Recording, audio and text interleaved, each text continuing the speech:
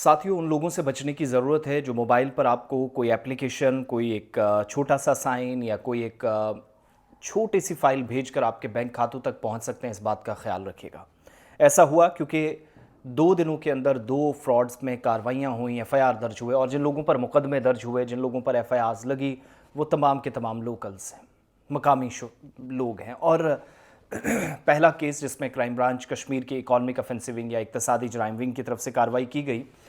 तो national health mission में वो जो फर्जी ऑर्डर्स जारी किए गए थे उस पर, यानी लोगों से पैसा लिया गया, कहा गया कि तेरी भी नौकरी लगी है, तेरी भी, उनके नाम का एक फर्जी ऑर्डर निकाल दिया गया और उनसे पैसे लेकर काम खत्म कर दिया गया। बाद में पता चला एनएचएम ने निकाला ही नहीं था। जो एनएचएम के मिशन डायरेक्टर है और नोडल ऑफिसर भी है, उन्होंने एक शिकायत दर्ज की थी, उसी की बुनियाद पर वो कार्रवाई हुई। लेकिन जैसे ही उस केस को लेकर हम अभी डिस्कस कर ही रहे थे, एक और केस इसी तरह का सामने आया और पता चला कि 47 लाख रुपए ये कहकर लूटे गए कि मैं एक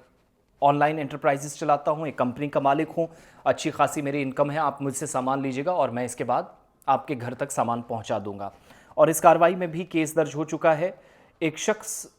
जिसके खिलाफ मुकदमा दर्ज हुआ है, जिस शख्स ने शिकायत की है, उस शख्स से इसने क्या किया है कि मैं सिफाइन नेचुरल नट फराहम करने के बहाने लाखों रुपए उससे ले लिए, कहा कि मैं कंपनी चलाता हूं। और एक रिटर्न शिकायत मौसूल हुई जिसमें इल्ज़ाम था कि पुणे महाराष्ट्र के अंदर मुकीम एक शख्स जो खुद को डीके एंटरप्राइजेज नामी फर्म का या कंपनी का मालिक जाहिर कर रहा था और शिकायत करने वाले शख्स से उसने राब्ता किया, यानी जिस शख्स से पैसे लूटे गए, और उसको कहा कि सिफाइन नेचुरल नट की फराहमी मैं कराऊंगा, आप मुझे पैसे दें। उसके बाद कहा एडवांस कुछ पेमेंट देनी है। पेशगी रकम वसूल करते करते माल की जो तरसील थी, सप्लाई थी, वो नहीं पहुंची और यूं जो कंप्लेनेंट है, शिकायत करने वाला शख्स है, उससे 46,90,000 रुपये लेकर धोखा करके ले गया।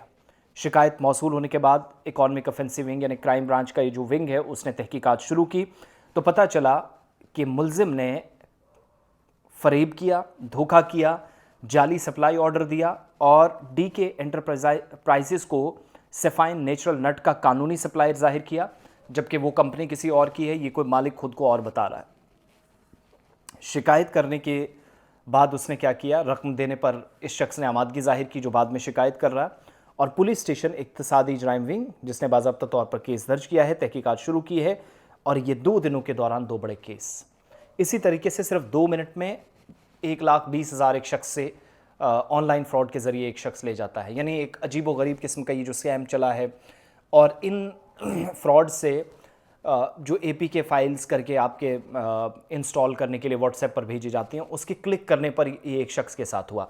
तो इतने सालों की मेहनत चंद एक बदमाश आपके बैंक खातों से लूट कर फ्रॉड के ज़रिए या बदमाशी करके ले जाएं, ये अनफॉर्चुनेट पार्ट है। बहुत एहतियात बरतिएगा और मेरी गुजारिश है उन शहरियों से, क्योंकि हम सब काम करते हैं रोज़ी रोटी के लिए, पेट पालने के लिए, घर की फैमिली के लिए, घर के लिए, फैमिली के लिए, इज़्ज़तदार ज़िंदगी गुजारने के लिए, इस नफ्स के लिए